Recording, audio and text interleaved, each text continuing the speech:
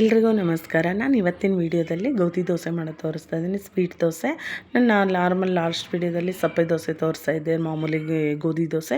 ಈ ವಿಡಿಯೋದಲ್ಲಿ ನೋಡಿ ಸ್ವೀಟ್ ದೋಸೆ ಮಾಡೋದು ತೋರಿಸ್ತಾ ಇದ್ದೀನಿ. ಇದಂತ ನಿಜವಾಗ್ಲೂ ಬಿಸಿ ಬಿಸಿ ದೋಸೆ ತಿಂದರೆ ಸಖತ್ತಾಗಿರುತ್ತೆ. ತುಪ್ಪ ಹಾಕ್ಕೊಂಡು ತಿಂದರೆ ಇಲ್ಲ ಸಿಕರಣೆ ಜೊತೆನೇ ತಿನ್ಬೋದು. ಬನ್ನಿ ಹಾಗಿದ್ರೆ ಯಾವ ಥರ ಮಾಡೋದು ಅಂತ ನೋಡ್ಕೊಂಬರೋಣ.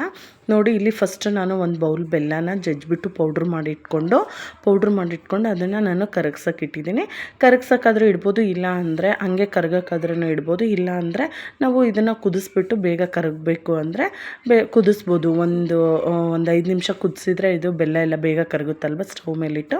ಆಮೇಲೆ ಅದನ್ನು ಫುಲ್ಲು ತಣ್ಣಗಾಗೋಕ್ಕೆ ಬಿಡಬೇಕು.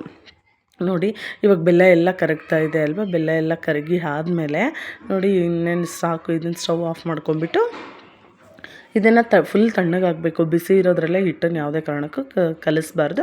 ನಾನು ಬೇಗ ತಣ್ಣಗಾಗಲಿ ಅಂದ್ಬಿಟ್ಟು ಒಂದು ಪಾತ್ರೆಯಲ್ಲಿ ನೀರು ಹಾಕಿ ಇಟ್ಟಿದ್ದೆ. ಈ ಥರ ಮಾಡ್ಕೊಬೋದು. ಇಲ್ಲ ಟೈಮ್ ಇತ್ತು ಅಂದರೆ ಫುಲ್ ತಣ್ಣಗಾಗಕ್ಕೆ ಬಿಡ್ಬೋದು. ಇಲ್ಲ ಅಂದರೆ ಬೆಲ್ಲನ ಫುಲ್ ಕರಗೋಕ್ಕೆ ಬಿಡ್ಬೋದು. ನಾವೇನು ಸ್ಟವ್ ಮೇಲೆ ಇಡ್ಲಿಲ್ದಂಗೆ ಒಟ್ಟು ಫುಲ್ಲು ಬೆಲ್ಲದ ನೀರನ್ನ ಫುಲ್ಲು ತಣ್ಣಗಾದ್ಮೇಲೆ ಪಾತ್ರೆಯಲ್ಲೇ ಸೋಸಿ ಇಟ್ಕೋಬೇಕು. ನೋಡಿ, ಸೋಸಿ ಇಟ್ಕೊಂಡಾದ್ಮೇಲೆ ಇದಕ್ಕೆ ನಾನು ಒಂದು ಬೌಲಷ್ಟು ಗೋಧಿ ಹಿಟ್ಟು ತೊಗೊಂಡಿದ್ದೀನಿ. ಗೋಧಿ ಹಿಟ್ಟನ್ನ ತೊಗೊಂಡು ಚೆನ್ನಾಗಿ ಮಿಕ್ಸ್ ಮಾಡ್ಕೋಬೇಕು. ಇದನ್ನು ನೋಡಿ ಈ ಥರ ಮಿಕ್ಸ್ ಮಾಡಿಕೊಂಡು ಒಂದು ಸ್ವಲ್ಪನೂ ಗಂಟಿಲ್ಲದೆ ಥರ ಮಿಕ್ಸ್ ಮಾಡ್ಕೋಬೇಕು. ಅದಕ್ಕೆ ನಾವು ಯಾವುದೇ ಕಾರಣಕ್ಕೂ ಬಿಸಿ ಇರಬಾರ್ದು. ಅದು ಬೆಲ್ಲದ ನೀರು ಫುಲ್ ತಣ್ಣಗಾದ್ಮೇಲೆ ತೊಗೋಬೇಕು. ಆಮೇಲೆ 2 ಟೇಬಲ್ ಸ್ಪೂನಷ್ಟು ನಾನು ಅಕ್ಕಿ ಹಿಟ್ಟು, 2 ಟೇಬಲ್ ಸ್ಪೂನಷ್ಟು ಹಸಿ ಕಡಲೆಬೇಳೆ ಹಿಟ್ಟು ತೊಗೊಂಡಿದ್ದೀನಿ. ಅದನ್ನು ಹಾಕ್ಬಿಟ್ಟು ಚೆನ್ನಾಗಿ ಗಂಟಿಲ್ಲದೆ ಥರ ಚೆನ್ನಾಗಿ ಕಲಸಿ ಇಡಬೇಕು. ನಮಗೇನಾದರೂ ಸ್ವೀಟು ಇನ್ನೂ ಸ್ವಲ್ಪ ಜಾಸ್ತಿ ಆಯಿತು ನಿಮಗೆ ಸ್ವೀಟು ಅನ್ನೋದಾದರೆ ಇನ್ನೊಂದು ಸ್ವಲ್ಪ ಹಿಟ್ಟು ಹಾಕ್ಬಿಟ್ಟು ಮಾಮೂಲಿ ನೀರು ಹಾಕ್ಬಿಟ್ಟು ಕಲಿಸ್ಕೋಬೇಕು. ನಾನಿಲ್ಲಿ ಕರೆಕ್ಟ್ ತೊಗೊಂಡಿರೋ ಮೆಜರ್ಮೆಂಟು 1 ಬೌಲ್ ಬೆಲ್ಲಕ್ಕೆ 1 ಅರ್ಧ ಬೌಲಷ್ಟು ಹಿಟ್ಟಾಗಿದೆ. ಇಷ್ಟು ತೊಗೊಂಡಿದ್ದೀನಿ. ಕರೆಕ್ಟಾಗಿ ನೋಡಿ ದೋಸೆ ಹಿಟ್ಟಿನ ಕನ್ಸಿಸ್ಟೆನ್ಸಿಗೆ ಕಲಿಸ್ಬಿಟ್ಟು ಒಂದು 1 ಅವರ್ ಮುಚ್ಚಿ ಇಟ್ಬಿಡೋಣ.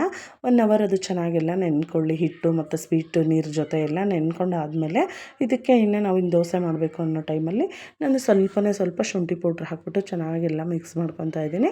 ಮಿಕ್ಸ್ ಮಾಡ್ಕೊಂಡು ಆದಮೇಲೆ ಹಂಚನ್ನು ನೋಡಿ ಕಾಯಕ್ಕೆ ಇಟ್ಟಿದ್ದೀನಿ ನಾನು. ಹಂಚು ಕಾದ್ಮೇಲೆ ದೋಸೆ ಹಾಕ್ಕೊಳ್ಳೋದು. ಹಂಚನ್ನು ಕಾದಿದೆ. ಇವಾಗ ಈ ಥರ ಒಂದು ಸ್ವಲ್ಪ ನೀರು ಹಾಕ್ಬಿಟ್ಟು ಚೆನ್ನಾಗಿ ಈ ಥರ ಎಲ್ಲ ಹಂಚನ್ನು ಸ್ವಲ್ಪ ನೀರಿಂದ ಎಲ್ಲ ನೀಟಾಗಿ ಕ್ಲೀನ್ ಮಾಡಿಕೊಂಡು ಬಟ್ಟೆ ತೊಗೊಂಡು ಒರೆಸ್ಬಿಟ್ಟು ಆಮೇಲೆ ನಾವು ಇದಕ್ಕೆ ದೋಸೆ ಹಾಕೋದು. ಮಾಮೂಲಿ ನಾವೇನು ಗೋಧಿ ದೋಸೆ ಎಲ್ಲ ಹಾಕ್ತೀವಲ್ವ, ಗೋಧಿ ದೋಸೆ, ರಾಗಿ ದೋಸೆ, ಅಕ್ಕಿ ದೋಸೆ ಅದೇ ಥರ. ಬಟ್ ಇದು ಏನು ಅಂದರೆ ಬೇಯೋದು ಸ್ವಲ್ಪ ಲೇಟು. ಆಮೇಲೆ ಮೀಡಿಯಮ್ ಫ್ಲೇಮಲ್ಲೇ ಬೇಯಿಸ್ಬೇಕು. ಬೆಲ್ಲ ಸ್ವೀಟ್ ಇರುತ್ತಲ್ವ, ಅದು ಬೇಗ ಸೀದೋಂಗೆ ಕಲರು ತುಂಬ ರೋಸ್ಟ್ ಥರ ಆಗಿಬಿಡುತ್ತೆ. ಆದಷ್ಟು ಮೀಡಿಯಮ್ ಫ್ಲೇಮ್ ಇಟ್ಕೊಂಡು ಬೇಯಿಸ್ಕೋಬೇಕು ಈ ದೋಸೆನ. ಆಮೇಲೆ ಈ ರಾಗಿ ದೋಸೆ, ಗೋಧಿ ದೋಸೆ ಥರ ಆದಷ್ಟಿಗೆ ಅದೇ ಎದ್ದೊಳಲ್ಲ, ನಾವೇ ಎತ್ತಬೇಕು ಇದನ್ನು.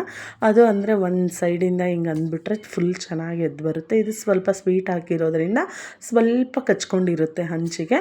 ಅದಕ್ಕೋಸ್ಕರ ನಾವು ನೋಡಿ ಈ ಕಡೆ ಎಲ್ಲ 1 ಟರ್ನಿಂದ ಫುಲ್ಲು ಎಲ್ಲ ಸೈಡೂ ಎಲ್ಲ ಎಡ್ಜನ್ನು ಎಲ್ಲ ಸ್ವಲ್ಪ ಈ ಥರ ಎತ್ಬಿಟ್ಟು ಮತ್ತು ಇನ್ನೊಂದು ಟರ್ನ್ ಹಾಕಬೇಕು. ಉಲ್ಟಾ ಬೇಯಿಸ್ಬಿಟ್ಟು ಆಮೇಲೆ ನೋಡಿ ದೋಸೆ ತೆಗೆದ್ರೆ ಆಯಿತು. ಎಷ್ಟು ಬೇಗ ರೆಡಿ ಆಗುತ್ತೆ.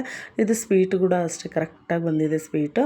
ಅದೇ ಥರ ಇನ್ನೊಂದು ದೋಸೆನೂ ಹಾಕ್ತಾಯಿದ್ದೀನಿ ನೋಡಿ. ಸೇಮ್ ಅಷ್ಟೇ ಹಾಕ್ಬಿಟ್ಟು ಸೇಮ್ ಮಾಮೂಲಿ ದೋಸೆ ಥರನೇ ಹಾಕೋದು. ನಿಮಗೆ ಸಾಫ್ಟಾಗಿ ಬೇಕು ಅಂದರೆ ಆ ಥರನೂ ಈ ಥರ ಫುಲ್ ಹಂಚು ತುಂಬ ಹರಡೋದು ಸಾಫ್ಟಾಗಿ ದೋಸೆನೂ ಮಾಡ್ಕೋಬೋದು. ಅದೂ ಚೆನ್ನಾಗಿರುತ್ತೆ. ಬಟ್ ಸ್ವಲ್ಪ ಬೇಯೋದು ಲೇಟು ಈ ದೋಸೆ.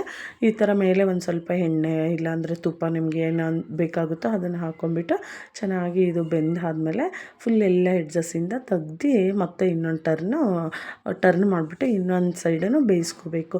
ಈ ದೋಸೆ ಬಿಸಿ ಬಿಸಿಯಾಗೂ ಚೆನ್ನಾಗಿರುತ್ತೆ, ತಣ್ಣಗಾದ್ಮೇಲೂ ಚೆನ್ನಾಗಿರುತ್ತೆ. ಇದಕ್ಕೆ ಕಾಯಿ ಹಾಲು ಇಲ್ಲಾಂದರೆ ಬಾಳೆಹಣ್ಣಿನ ಸಿಕ್ಕರಣೆ, ಮಾವಿನ ಹಣ್ಣಿನ ಸಿಕ್ಕರಣೆ ಜೊತೆ ಸೂಪರಾಗಿರುತ್ತೆ. ಟೇಸ್ಟ್ ಅಂತೂ ನಿಜ ಚೆನ್ನಾಗಿರುತ್ತೆ. ಮಧ್ಯಾಹ್ನ ಟೈಮು ಇಲ್ಲ ರಾತ್ರಿ ಟೈಮಲ್ಲಿ ಬೇಕು ಅಂದರೆ ಈ ಥರ ಆರಾಮಾಗಿ ಮಾಡ್ಕೋಬೋದು. ಬೆಳಗ್ಗೆ ಟಿಫನಿಗೆ ನಾವೇನು ಗೋಧಿ ಹಿಟ್ಟು ಕಲಸಿಟ್ಟಿರ್ತೀವಲ್ವ, ಮಾಮೂಲಿ ಗೋಧಿ ಹಿಟ್ಟು ಅದೇ ಉಳಿದಿದ್ರೆ ಆ ಹಿಟ್ಟಿಗೆ ನಾವು ಬೆಲ್ಲ ಹಾಕ್ಬಿಟ್ಟು ಕಲಸಿ ಈ ಥರ ಮಧ್ಯಾಹ್ನ ರಾತ್ರಿಗೆ ಸ್ವೀಟ್ ದೋಸೆನೂ ಮಾಡ್ಕೋಬೋದು. ನಿಮಗೂ ಈ ವಿಡಿಯೋ ನೋಡಿ ಇಷ್ಟ ಆಗಿದ್ದರೆ ಪ್ಲೀಸ್ ಲೈಕ್ ಮಾಡಿ, ಶೇರ್ ಮಾಡಿ, ಯಾವ ಥರ ಬಂದಿದೆ ಅಂತ ಕಮೆಂಟಲ್ಲಿ ತಿಳಿಸಿ, ಸಬ್ಸ್ಕ್ರೈಬು ಮಾಡ್ಕೊಳ್ಳಿ. Thank you so much.